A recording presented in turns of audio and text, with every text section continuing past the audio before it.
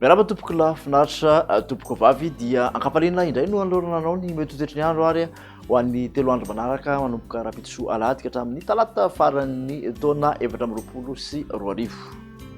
Ao anatin'izay 3 andro manaraka izay dia misy hatrany aloha ny ataontsika hoe oram-baratra mitsitokotoko indrindra fa aty amin'iny avaratra andrefana sy andrefan'ny nosiny raha ho an'izay 3 andro manaraka izay. Aty amin'ny morotsiraka atsinanana no somary maimaina ny atmosfera. Tenentsika amin'ny atsipiriany makasika ny toetrany andro ary ho an'ny 3 andro manaraka ho an'ny rapitso alahady ny vao maraina dia misy hatrany ny sisan'orana tandrifondrahona ny alina aty amin'ny morotsiraky ny Diana, Sofia sy ny faritra Boeny somary mitatra kely aty amin'ny morotsiraka avaratsy ny Sofia. Mandrahona aty amin'ny ilany andrefany avoatany sy avoany andrefany nosy ifandimby ny drahona sy masoandro any amin'ny faritra sisa.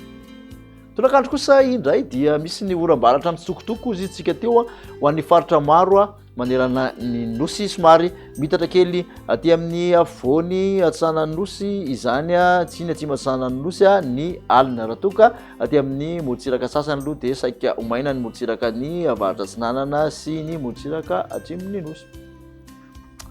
Makasika ny vinavina ho an'ny maripana rapitso alahady hatrany dia manodidina ny 7 ka hatramin'ny 9 degré celsius no mafana indrindra raha ho an'ny rapitso ny avoatany. Ny morotsiraka atsinanana kosa dia 13 ka hatramin'ny 14, ny morotsiraka andrefana 1 ka hatramin'ny 2 degré celsius araka ny tahantsika dia mafana kokoa manerana ny nosy aty amin'ny faritra Boeny sy ny faritra Diana amin'ny tendrony avaratra any 13 degré celsius. Toeantsika makany amin'ny alatsinainy izay toetry ny andro izay mitangorona aty amin'ny tapany avaratra ny faritra atsimo andrefana, ilany andrefana manontolo, ny avaratra andrefana ny oram-baratra misokotoko, misy an'izany ihany koa ny ilany andrefany avoatany. Tandrifondrahona miserana aty amin'ny Analamanga sy ny faritra Itasy aty misy orana malefaka aty amin'ny morotsiraky ny Antala, Ambatsoa, Naranjorofo aty. Ny ankoatr'izay dia ifandimby ny rahona sy ny masoandro.